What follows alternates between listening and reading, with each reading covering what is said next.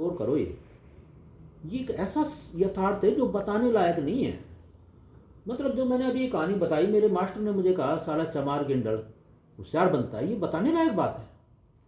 कितनी अपमानजनक बात है। मतलब तो मैंने कहा प्रांजपे साहब, दलित आत्मकथा इसलिए नहीं लिखी जाती कि लोग सिंपैथी जाहिर करें, नो।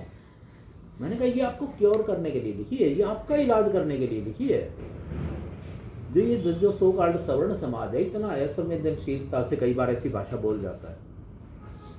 चमार चूड़ा तो आम भाषा होती है आपकी, सवर्णों में ये आम भाषा चलती है, आप तो उधर से आते हो, घर में बोली जाती है। मेरी बच्ची स्कूल में पढ़ती थी, छोटी सी, और मैंने तो अपने बच्चों को स्वाभिमान सिखाया है। मेरी बच्ची मेरे ख्याल 5वीं क्लास में थी, तो उसकी एक साथी थी, वो ब्राह्मण जात की थी वो लड़की, उसने तो उसको कह दिया क्या चमार चूड़ो जैसी बात करते हो। ये मतलब बच्चे का कसूर नहीं है, ये माँ बाप ने सिखा रखा है, ये उनकी कल्चर में आता है। मेरी बिटिया ने उसको थप्पड़ मारा, और थप्पड़ मार के और उससे अपनी दोस्ती तोड़ ली, और उसमें स्वाभिमान था, उसने थप्पड़ मार दिया। लेकिन सब तो नहीं मार पाते ना, वहाँ ये सहज है।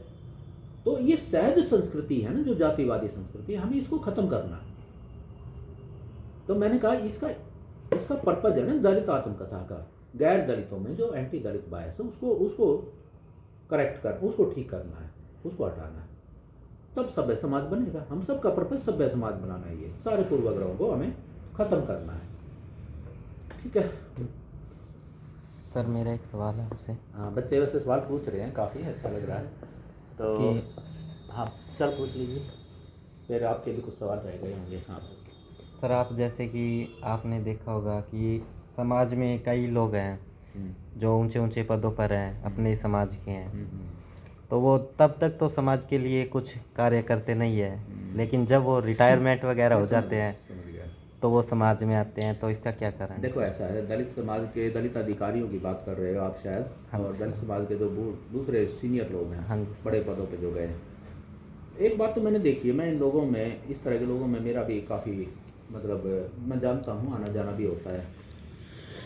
जज्बा जो है ना दलित बुद्धिजीवियों में, या दलित इलीट जिसको बोलते हैं ना, दलित इलीट, ये शब्द सुना होगा आपने। जो दलित इलीट है, जिसमें मतलब लोगों के लिए काम करने का जो एक जज्बा होता है ना, जितना इस वर्ग में है ना, इतना दूसरे लोगों में नहीं है। ये बात तो मैं कहता हूँ पक्के तौर पे। भावना ज़रूर होती है कि भी लोगों की मदद की जाए, गरीबों की मदद की जाए, किसी भी कास्ट का हो जाए, करते हैं। लेकिन कुछ लोग ऐसे भी हैं, मतलब कुछ परसेंट, सारे नहीं हैं, 80-90% लोगों में तो ये जज्बा है, और वो किसी न किसी तरह से मदद करते हैं, जैसे मेरे अंदर भी है, और लोगों में मैंने देखा है। लेकिन हाँ ऐसे हैं 10-20% ऐसे भी होंगे जो कि जिनमें कोई हीन भावना होती है, और जो अपर क्लास में जाते हैं ना, वो असल में ये समाजशास्त्रीय दिखते हैं कि सीधे अपर क्लास में चले जाते हैं, तो अपर क्लास की तरह वो ढलने की कोशिश करते हैं, उसके कारण वो छिपाते हैं। ये उनकी वो समाजशास्त्रीय दिक्कत के कारण होता है, वो अपने आप को छिपाए रखना चाहते हैं, तो इसलिए निचले समाज से कट ऑफ हो जाते हैं, संपर्क तोड़ लेते हैं। और लेकिन कभी न कभी उनके साथ भी भेदभाव होगा। जिस दिन भेदभाव होता है ना, तब उनको वही बात है, आप रिटायरमेंट के टाइम या उस समय सीनियर, कभी न कभी, जैसे एक मामला पूर्ण कुमार का हुआ, अब ठीक है वो दिवंगत हो गए, और उनको जो है मैं टिप्पणी नहीं करना चाहता, तो कई लोग लेकिन कह रहे हैं कि भाई पहले कभी हमने इनका नाम नहीं सुना, दलित समाज के लिए कुछ किया हो, लेकिन अब आत्महत्या कर रहे थे, तब दलित का मुद्दा हो भी रहा था उनके साथ। तो बहुत कई लोग हैं ऐसे, लेकिन मैं उनके साथ भी सिंपैथी जाहिर करता हूँ। वो व्यवस्था के मारे हुए हैं, वो व्यवस्था में, जिस व्यवस्था में आत्मसात होना चाहते हैं, वो व्यवस्था आत्मसात नहीं कर पाती जब तक वो स्वाभिमानी ना रहे। आत्मसात भी तभी करती है, मेरे को भी तो करती है व्यवस्था आत्मसात, मैं तो हमेशा स्वाभिमानी और अपनी आइडेंटिटी लेके चलता हूँ। तो ऐसे लोगों को बस भाई कोई बात नहीं, ऐसे लोगों को, जो आपका सवाल है, ऐसे लोगों को कभी न कभी खुद सबक सीखना पड़ता है। हाँ, आपके कुछ सवाल थे शायद, तो लंबी थोड़ी चर्चा लंबी हो गई है। तो सर मैं एक सवाल, सर अच्छा एक बार इनको पूछने दो पहले, फिर आपकी बारी। मैं तो सर आपसे ये पूछना चाहता हूँ कि जिस तरह जीवन में आपने बताया कि बहुत सारे द्रोणाचार्यों से पाला पड़ा है, और माता पिता ने आपको बहुत सपोर्ट किया है, तो घर की चार दीवारी के बाद जब माता पिता पीछे रह जाते हैं, उसके बाद कौन लोग आपके साथ रहे जिन्होंने आपको motivate, that keeps you motivate other than your wife, वो लोग, देखिए उनका क्या योगदान रहा आपकी लाइफ में, दैट लाइफ चेंजिंग? ठीक है। देखिए घर से जब बाहर निकलता हूँ तो मुझे मैं आपको निराश करूँगा, मैं अपने आप को अकेला ही पाया है मैं असल में खुद भी बचपन में थोड़ा सा अंतर्मुखी स्वभाव का ही था। बहुत ज़्यादा मेरे दोस्त भी नहीं थे और जिन लोगों से कभी दोस्ती हुई उनसे भी टूट जाती थी कुछ कारणों से कि भाई वही है जिनसे कई बार जो है विचार नहीं मिल पाते, स्वाभिमान का भी मुद्दा था और कई इंसल्ट भी कर देते थे मेरी, तो उसके कारण भी टूटती थी, जो भी है। तो बाहर जब देखता हूँ तो बाहर मुझे वही चैलेंज ज़्यादा नज़र आते हैं, चाहे वो मेरे सहपाठी भी हों, कुछ एक अच्छे दोस्त भी रहे हैं सहपाठी, लेकिन बहुत क्लोजनेस नहीं रही। एक दो बहुत ही क्लोज दोस्त रहे हैं जिनका मैंने इसमें जिक्र किया है। तो एक मेरे दोस्त थे सुरेंद्र कुमार, वो पढ़े लिखे नहीं थे, मेरे मोहल्ले के ही थे, तो उनके साथ मैं कई बार बांट लेता था अपनी बातें और वो भी मेरे से बातें करते थे। तो लेकिन वो खुद भी जो है पढ़े नहीं, तो वो मुझे प्रेरित जो है क्या कर पाएंगे, मैं उनको प्रेरित करता था उल्टे, हालांकि उसने पढ़ाई नहीं करी। तो उसके बाद और यूनिवर्सिटी के दिनों में कुछ दोस्त बने, वहाँ भी जो है वो दोस्त कंपटीटर भी बन जाते हैं एक दूसरे के, तो थोड़ा सा एक ईर्ष्या सी भी हो जाती है तो ये क्यों कामयाब हो रहा है। तो जैसे जैसे मेरी कामयाबी का ग्राफ बढ़ा वो लोग ईर्ष्या करने लगे, तो उनसे भी जो है धीरे धीरे जो है कट ऑफ सा ही हो गया। हाँ, कुछ अपने जो रिलेटिव हैं, रिश्तेदार हैं, जैसे मेरे मामा के एक दो, मेरे मामा जो थे वो मेरे जो आर्य नाना थे वो आर्य समाजी थे, एक अच्छा उनका सम्मान भी था वहाँ के जग्गर के पास एक गांव है कोट गांव, तो वो भी मेरे मामा भी जो है थोड़े से नौकरियों में चले गए थे फौज वगैरह में। उनके जो बच्चे थे यानी जो मेरे भाई लग गए, मेरे भाई एक दो उनके साथ मेरा ज़रूर रहा, उनसे कुछ प्रेरणा कह सकते हो। जैसे एक मेरे बड़े भाई थे सतवीर जी, वो इंश्योरेंस कंपनी में काम करते थे, तो उनसे अक्सर प्रेरणा ज़रूर मिली मुझे, कहते थे और कई बार, एक बार मैं गया भी था उनके घर और उन्होंने कहा IAS की तैयारी करो, तो मैं कुछ दिन रुका भी उनके घर, हालांकि किसी कारण से वो हो नहीं पाया, कामयाबी नहीं मिल पाई, उसका जिक्र किया है मैंने इसमें। और एक और मेरे मामा के ही लड़के हैं नरेंद्र भाई, वो भी प्रेरित करते रहे, हालांकि वो खुद भी कामयाब नहीं हो पाए लाइफ में। ज़्यादातर लोगों की जो स्टोरी है ना, जो दलित बैकग्राउंड से आते हैं, वो डिजास्टर की स्टोरी है, बर्बादी की कहानी है।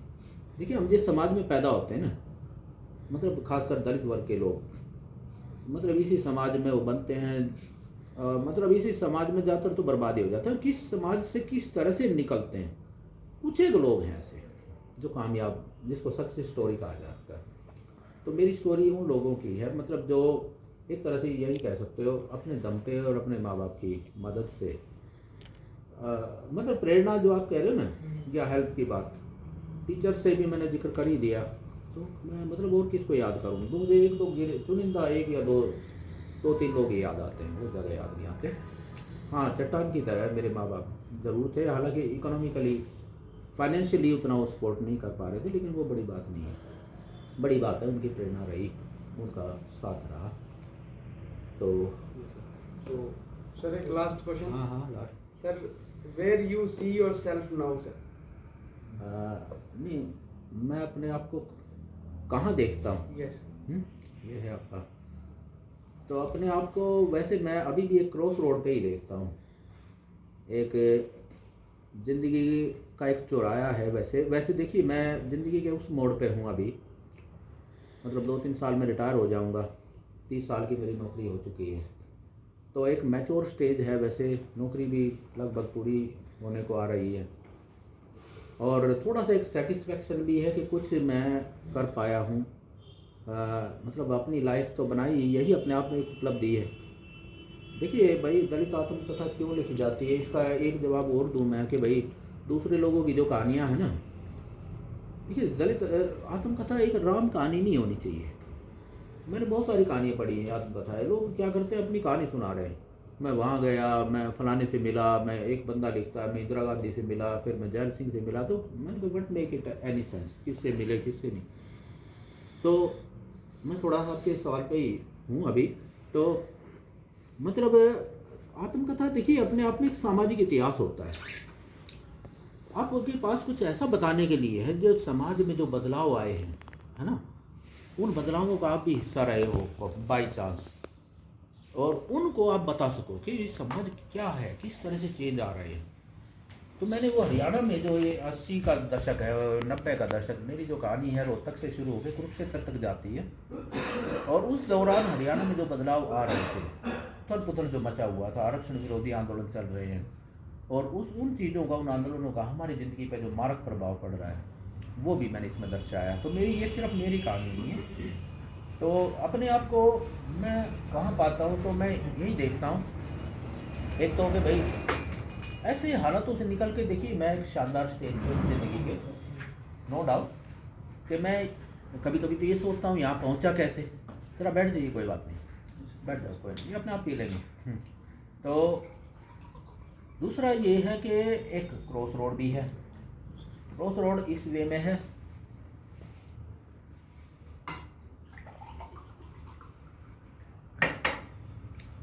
कि मैं जो सोचता था कि भाई मैं समाज को, एक टाइम देखिए क्रांति के सपने हम भी देखते थे, ये क्रांतिकारी दौर का प्रोडक्ट है। मैं जेएनयू में मैं बहुत गया हूँ, दिल्ली की यूनिवर्सिटी में काफ़ी घुमा हूँ, रोहतक से तो पास ही है दिल्ली, हम तो हर रोज़ ट्रेन में बैठ के चले जाते थे। और रिसर्च के दिनों में जब मैं काफ़ी जेएनयू में गया हूँ, तो जेएनयू देखिए विचारकों की धरती है, इसमें कोई शक नहीं। जेएनयू को कई लोग बदनाम भी कर रहे हैं, पर वहाँ देखिए कि आप किसी भी कॉर्नर पे बैठ जाओगे ना, तो क्या पता कौन आदमी ऐसा मिल जाए कितने बड़े फिलोसफर को कोट कर दे। तो वो ऐसी धरती है, वहाँ जाना चाहिए स्कॉलर्स को, खासकर रिसर्च स्कॉलर को जरूर जाना चाहिए। तो ऐसे लोगों के बीच में, तो उस समय क्रांति का सपना लिया करते थे हमारी पीढ़ी जो थी 90 के दशक में, जो पढ़ रही थी कि देश में हम बदलाव लाएंगे। लेकिन और एक टाइम, एक अच्छा दौर भी देखा हमने कि भाई जब जो है खासकर दलित मुद्दा बड़ा चर्चा में आया, अम्बेडकर पे बहुत चर्चाएं होती थी, अम्बेडकर सेंटर बन रहे थे, अम्बेडकर पे सेमिनार भी हो रहे थे, तो हमें लगा कि उस सपने की ओर हम बढ़ रहे हैं, देश में बदलाव। लेकिन बाद में फिर वो दूसरा दौर आ गया। अब देश में जो है थोड़ा राइट विंगर्स की सरकार है, तो मैं उनमें ज़्यादा जाना नहीं चाहता, उनकी आइडियोलॉजी क्या है सबको पता है। लेकिन बहुत मतलब इससे थोड़ी सी ऐसा लगता है कि तो हम जहाँ से चले थे उससे भी पीछे आ गए, समाज तो कुछ भी नहीं बदला। अभी खुल के एंटी दलित बातें होती हैं, खुल के मनु का समर्थन करने वाले लोग मिल जाते हैं आपको, मनुवादी जो मनु की तारीफ करते हैं, मतलब ऐसे लोग भी हैं। तो संविधान के खिलाफ बातें होती हैं इस देश में, संविधान को बदलने की बातें भी हो रही हैं। मतलब मैं किसी आइडियोलॉजी विशेष की बात नहीं कर रहा, मैं उन लोगों की बात कर रहा हूँ पर्टिकुलरली। तो थोड़ा सा ये लगता है कि हमने तो कुछ भी नहीं किया, कुछ भी हासिल नहीं हुआ ज़िंदगी में, जो भी हम जिस विचार को आगे बढ़ा रहे थे। तो लेकिन इस विचार को देखो, इस विचार को इतना निराश होने की भी बात नहीं है। मैं इस चौराहे पे इसलिए कहता हूँ कि अगेन जो है ऐसे हालत तो हैं देश में कि प्रोग्रेसिव विचार पीछे आ गए हैं, पर इसका मतलब ये नहीं है कि प्रोग्रेसिव विचार आगे नहीं बढ़ेंगे। प्रोग्रेसिव विचारों में ही ताकत होती है, कंजर्वेटिव विचार आ जाते हैं फॉर द टाइम बीइंग। वो इसलिए कि रेवोल्यूशन और काउंटर रेवोल्यूशन अम्बेडकर की एक किताब है, ये प्रोसेस रहा है इतिहास का। और यूरोप में अगर आप देखें तो वहाँ भी ये दौर आए हैं, हम तो यूरोप से अभी 3-4 शताब्दियों पीछे हैं। एक टाइम वहाँ भी जो है राइट विंगर्स का दौर रहा है, और धीरे धीरे प्रोग्रेसिव विचार बहुत आगे बढ़े हैं। तो हम भी धीरे धीरे, अब हमें आज़ाद हुए कितने साल हुए हैं, तो उस नज़रिए से देखें तो हमारा देश तो बहुत ही यंग है अभी।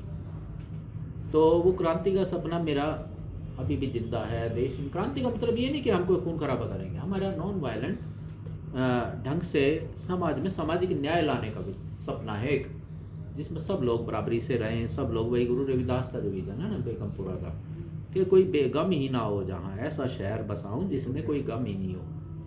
तो मैं रिटायरमेंट के बाद कुछ मेरा ऐसा विजन है कि मैं कुछ इस तरह के लक्ष्यों के लिए काम करूँगा। तो कुछ अचीव किया है, लेकिन बहुत कुछ अचीव करना बाकी है। तो और कुछ आप बताइए कुछ एक आध, हाँ कि अपने दिमाग में होगा सर। मैं क्वेश्चन की जिस तरह कि भाई ने पूछा कि जो दलित वर्ग से आते हैं, रिटायर्ड होने के बाद समाज याद आता है हमें, तो क्या ऐसा नहीं हो सकता कि एक दलित वर्ग का इंसान इंडिविजुअलिज्म की ओर जाके अपने समाज के लिए बेहतरी के रास्ते खोजे, तो उस भीड़ को इकट्ठा ना करके इंटेलेक्ट इंडिविजुअलिज्म में जाए और अपने समाज को प्रेरित करे, जैसे कि हम इस बुक के जरिए हम देख सकते हैं? ठीक है। देखिए, प्रयास अब डिपेंड करता है, व्यक्तिगत प्रयास का भी अपना महत्व है और सामूहिक प्रयास का अपना महत्व है। तो व्यक्तिगत प्रयास तो ये है, इसकी अपनी एक लिमिट्स है। मैंने जैसे किताब लिख दी या इस संगोष्ठी में मैं बैठा हूँ, आप लोगों को थोड़ा सा कुछ आइडिया दे रहा हूँ, तो इसकी अपनी एक लिमिट है। तो कलेक्टिव प्रयास जो है ना, वो भी चाहिए हमें। तो कलेक्टिव प्रयास जो है वो तब होगा, वो डॉक्टर अम्बेडकर ने विचार दिया है, पहले शिक्षित बनो। तो हमारा जो वर्ग है वो शिक्षित तो हो गया है बहुत हद तक, हम शिक्षा को बहुत अच्छे से पकड़ा हमने इस मैसेज को, और हम पहले भी इंटेलेक्चुअल सोच के तो थे ही, प्रोग्रेसिव सोच के तो हमेशा से थे। अब शिक्षा आ गई तो हम और जो है उन विचारों को आगे बढ़ा रहे हैं। दूसरा है संगठन। अम्बेडकर साहब ने कहा संगठित बनो। संगठन के मामले में भी हम औरों से बेहतर हैं। दलित और जो पिछड़े तबके हैं ये धीरे धीरे संगठित होना सीख रहे हैं, और खासकर दलित तबका बहुत हद तक संगठित है। किसी एक मुद्दे पे जब प्रॉब्लम आती है हम संगठित हो जाते हैं। आपने देखा होगा एट्रोसिटीज एक्ट के मामले में हम संगठित हो गए थे, है ना। जब अत्याचार अधिनियम को डाइल्यूट किया गया तो उस समय हम संगठित हो गए, लड़ाई लड़ी। इसी तरह जब ये 13 पॉइंट रोस्टर थोपने का प्रयास किया गया यूनिवर्सिटियों में, इससे तो यूनिवर्सिटियों में जो रिजर्वेशन है वो बिल्कुल ही लागू नहीं हो पाएगा अगर डिपार्टमेंट वाइज करेंगे तो फिर वो हमने 200 पॉइंट रोस्टर के लिए लड़ाई लड़ी। वो लड़ाई भी हमारी संगठित हो गई, लड़ी थी हमने। पार्लियामेंट ने कानून बनाया भाई, हमारे प्रभाव इतना है संगठन का। जिस देश में असल में कोई प्रोग्रेसिव तबका है और अगर असल में कोई संगठित तबका भी है तो वो दलित वर्ग ही है। दलित वर्ग और थोड़े से पिछड़े वर्ग के लोग भी उसमें कभी कभी शामिल होते हैं। और तीसरी चीज़ है संघर्ष, जो अम्बेडकर का तीसरा सूत्र है। ये संघर्ष भी अम्बेडकर साहब ने सिखा दिया था, उससे पहले फूले ने सिखा दिया था। मॉडर्न टाइम में फूले के टाइम में ये संघर्ष करना सीखे थे हम अपने अधिकारों के लिए। अम्बेडकर साहब ने, फूले ने कई संगठन बनाए, सत्यशोधक समाज बनाया। अम्बेडकर ने तो कई संगठन बनाए। उन्होंने सत्य बहिष्कृत हितकारिणी सभा बनाई। उसके बाद जो है उन्होंने जो है वो बनाया डिप्रेस्ड क्लास एसोसिएशन बनाया। उसके बाद उन्होंने रिपब्लिकन पार्टी ऑफ इंडिया बनाई, इंडिपेंडेंट लेबर पार्टी भी बनाई। उससे पहले बहुत सारे संगठन बनाए उन्होंने और लगातार संघर्ष करते रहे हैं। उसके बाद भी हमारा संघर्ष जारी रहता। दलित पैंथर मूवमेंट चला, आप लोगों को अगर ध्यान हो, हाँ 60 या 70s के दशक में बड़ा क्रांतिकारी आंदोलन था दलित पैंथर मूवमेंट। उसके बाद फिर और मूवमेंट चलते हैं, जैसे उत्तर भारत में अगर देखो तो आद धर्मी मूवमेंट चलता है पंजाब में। आदि के नाम से तो सारे देश में मूवमेंट रहे, पहले भी रहे हैं। आदि आंध्रा, आदि द्राविड़, है ना, आदि कन्नड़, इस तरह के मूवमेंट है ना, आदि हिंदू, है उत्तर भारत में, या धर्मी, इस तरह के मूवमेंट बहुत रहे हैं। तो संगठित और संघर्ष वाले जो मूवमेंट हैं हमारे ही रहे हैं। और आज़ादी के बाद देखिए फिर काशीराम ने जो है कई सारे संगठन बनाए। ये साहब काशीराम जो थे वो असल में मतलब सही मायने में फूले और अम्बेडकर दोनों का मिक्स छवि बनाना चाहो ना तो काशीराम जमा जो टोटल है ना वो निकल के वो आते हैं, क्योंकि बहुजन का विचार उन्होंने फूले से लिया था। और फिर संगठित होना मतलब एक बहुत अच्छे संगठन करता थे। उन्होंने बहुत सारे संगठन बनाए थे, तो DS4 बनाया, फिर जो है ये बामसेफ बनाया, फिर BSP बनाई। हालांकि BSP अब उस लाइन पे शायद नहीं है, कुछ लोग कह रहे हैं वो ठहराव के दौर में है। तो हमें मतलब संगठित होके और जो संघर्ष हमारा चल रहा है इस संघर्ष में भी हमारा योगदान, और इसमें हमें दूसरे तबकों को भी साथ में जोड़ना है, जितने भी प्रोग्रेसिव लोग हैं। देखिए मैं एक बात बता दूं, जो फूले का विचार है, फूले और अम्बेडकर का विचार है, ये सबके लिए लिबरेटरी है। पता कैसे? फूले ने एक बात कही थी, फूले पे मेरा काम भी है, फूले को बहुत गहराई से पढ़ा है। फूले ने कहा कि वो ब्राह्मणों को कहते हैं, वो उनके बहुत सारे ब्राह्मण दोस्त भी थे जो उनकी मदद करते थे। बाबा साहेब के ब्राह्मण दोस्त थे, लेकिन वो कंजर्वेटिव ब्राह्मणों को कहते हैं कि भाई आप एक गलत विचार से, ऊंच नीच का विचार तो गलत ही होगा ना, आप एक गलत विचारधारा को जो मनु से आई है या जहाँ से भी आई है, आप उसको आगे बढ़ा रहे हो, तो आप मेरे विचार से जुड़ोगे तो आपका भी लिबरेशन होगा। पता कैसे? आप उस गलत विचार से मुक्त हो जाओगे। है ना, उस गलत विचार के बंधक बने हुए हो भाई। आपको खुद गिल्टी तो फील होता ही होगा कभी न कभी, या बुरा तो फील होता होगा जब आप नफरत के विचार पे टिके हुए, एक तरह से ऊंच नीच के विचार, नफरत का ही विचार है ये। तो आपको आपके मन में अच्छा थोड़ा न लगता है। तो ये आपके लिए भी लिबरेटरी है, सबके लिए लिबरेटरी है ये विचार, फुले अम्बेडकर का जो विचार है। तो हमें तो सबका लिबरेशन करना है, तो इसलिए सबका साथ भी चाहिए। और हमें जातिवाद से ज़रूर बचना है, आंतरिक जातिवाद भी नहीं होना चाहिए, और अपर कास्ट के प्रति भी कोई घृणा नहीं होनी चाहिए। सभी को साथ लेके और एक विश्वव्यापी एक आंदोलन का हिस्सा बनना है, जो प्रोग्रेसिव मूवमेंट है। तो ये आपके सवाल का जवाब हो सकता है। और देख लीजिए किसी का कोई सवाल रह गया होता तो हम पूरे फुर्सत में हैं। जी सर। आप पूछ रहे थे कुछ, नहीं सर, ठीक। सर मेरा आपसे क्वेश्चन है, हाँ। जैसे कि आपने कुछ सामाजिक अनुभव भी देखे हैं अपने जीवन में, राजनीतिक अनुभव भी देखे हैं। हाँ। तो हम कास्ट पे बात करें फिर हाँ। तो जो कास्ट है उसको मतलब उजागर करने में सामाजिक जो अनुभव या फिर जो सामाजिक स्तर है लोगों के बीच में, उसका ज़्यादा मतलब क्या बोलते हैं उसको, महत्व रहा है, या फिर राजनीतिक जो लड़ाइयाँ चल रही है आपसी, जो जाति की राजनीति है या फिर जो धर्म की राजनीति है, उसका आपको क्या लगता है सर? अच्छा, मतलब अभी आपका सवाल थोड़ा क्लियर तो नहीं है, लेकिन शायद ये पूछना चाह रहे हो कि जो जाति को बढ़ावा जो- देने नहीं, में किसका कारण सामाजिक ज़्यादा मतलब स्तर रहा है, फिर मतलब जो राजनीतिक स्तर वो रहा है। मतलब जो निचले वर्ग के लोग जो ऊपर उठे हैं उनकी बात कर रहे हो क्या भाई? उनको उनमें जो स्वाभिमान आया है, नहीं सर, या जातिवाद को बढ़ाने जो में? जातिवाद को उजागर बढ़ा करने में मतलब राजनीति का इसका ज़्यादा ज़्यादा महत्व है। अच्छा, आप ये कह रहे हो कि समाज में जो जातिवाद बढ़ रहा है उसके लिए कारण क्या है? राजनीतिक लोग कारण हैं या समाज ही? हाँ जी। देखिए, राजनीति भी समाज का ही रिफ्लेक्शन होता है, राजनीति और कहीं ऊपर से नहीं आती। तो हमारा समाज बेसिकली जातिवादी है, समाज में उस तरह का ईंधन मौजूद है। अब जैसे अभी कुछ लोगों ने ये मुद्दा पता नहीं अचानक ही क्रिएट कर दिया, अभी देखा होगा आपने, और कल परसों करनाल में भी हुआ एक वाकया, कल की बात है शायद, कि कोई ब्राह्मण समुदाय के लोग थे, वो अब ये कहने लगे कि भाई BN राव जो है वो संविधान निर्माता थे। हाँ। है ना, ये पता नहीं कहाँ से एजेंडा चलाया है ये। देखिए, जो लोग रिसर्चर लोग हैं ना, मेरे जैसे लोग जिन्होंने सचमुच काम किया है, या तो आप उनसे पूछ लो, वो बता देंगे।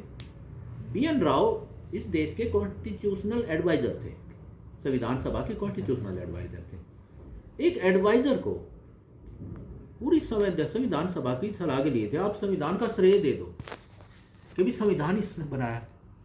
तो ये तो देखो कोई मतलब बात जो है गले उतरने लायक थोड़ा नहीं। इसका मतलब तो पूरी संविधान सभा जो है वो फिर जख मार रही थी। वो सारे अनपढ़ लोग थे क्या? एक से काबिल लोग थे।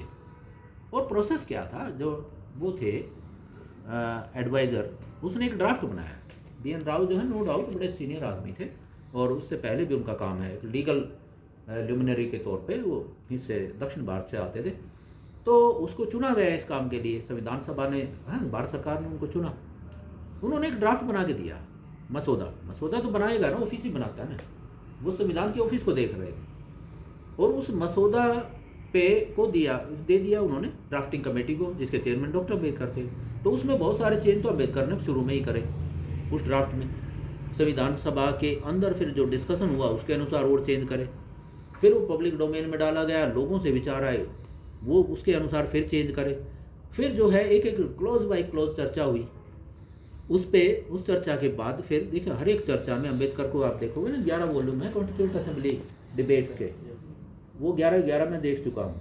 कोई आदमी जो पढ़ा हो उन 11 वॉल्यूम में से किसी भी वॉल्यूम को खोल के देख लेना आप, कहीं से भी, वहाँ आपको BR अम्बेडकर का नाम दिख ही जाएगा।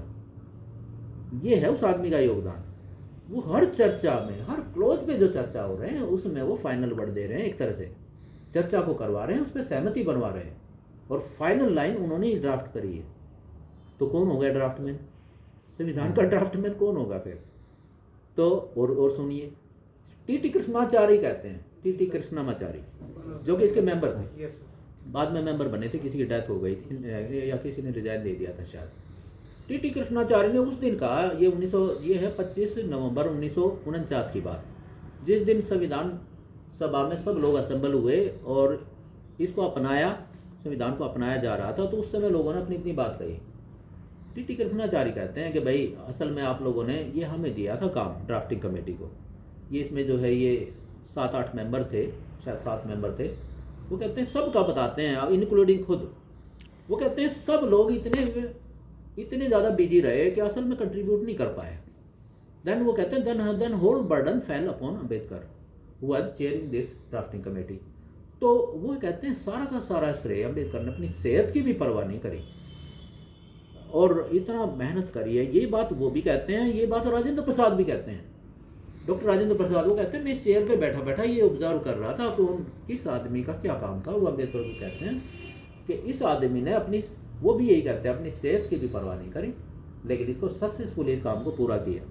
उसके बाद एक एक आदमी खड़ा होकर कहता है, आप सोच सकते हो आखिरी वॉल्यूम तो इसी से भरा हुआ है, एक एक आदमी खड़ा होकर कहता है, संविधान सभा के जितने मेंबर थे ये लगभग 200 के आसपास, लगभग हर मतलब रोकना पड़ा सभापति को, भाई अब रुक जाओ बहुत हो गए, काफ़ी बोल लिए। सब बोलना चाहते हैं, हर आदमी अम्बेडकर का नाम ले रहा है।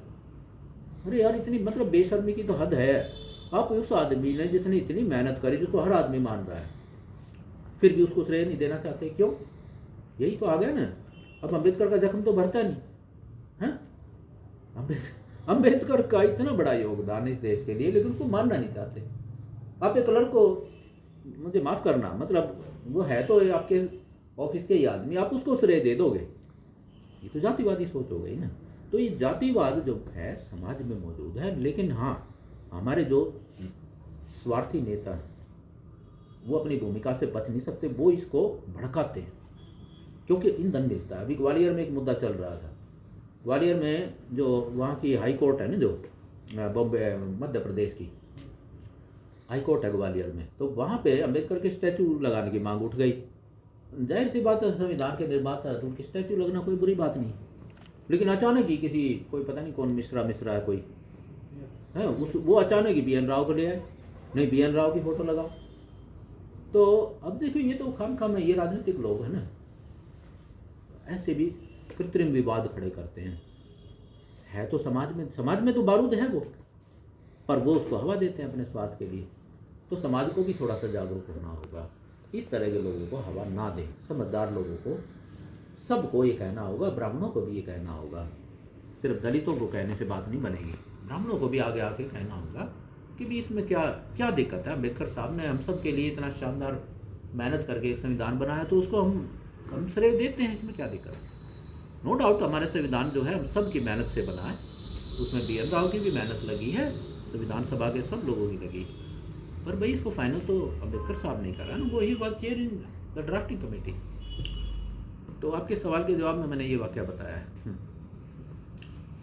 और बताइए ललित, आपका भी कोई सवाल हो सकता है? मैंने सर आपसे पहले ही सारे सवाल नहीं फिर भी एक आधा सवाल पूछ लो दोबारा। सर जैसे सामाजिक इतिहास लिखने का आप कार्य करते हो सर, हाँ सोशल हिस्ट्री की भी अपनी एक भूमिका होती है सर। समाज का हर व्यक्ति उसे पढ़ना चाहता है सर, अपने नज़रिए से समाज को देखना चाहता है सर। आपने जो हार्श रियलिटी लिखी है सर 1990 की, जब मंडल कमीशन लागू हो रहा था सर, आज का व्यक्ति उस चीज़ को पढ़ के सर क्या बायस्ड होगा या नहीं होगा सर? नहीं, सवाल क्लियर नहीं है आपका। क्लियर ये है सर, व्यक्ति जब बायस का क्या मतलब है? कल्चरल कैपिटल लेके पैदा होता है सर व्यक्ति, है तब वो रियलिटी, हार्श रियलिटी पढ़ता है सर अपने समाज की, या दूसरा व्यक्ति अपने समाज की पढ़ता है, वो व्यक्ति दूसरे समाज के प्रति अपनी प्रतिक्रिया जाहिर करेगा सर, वैचारिक हो से प्रतिक्रिया। पता नहीं, आप तो बहुत बड़े दार्शनिक हो यार, मतलब इतने बड़े दार्शनिक ढंग से सवाल पूछते हो, मुझे समझ में नहीं आता।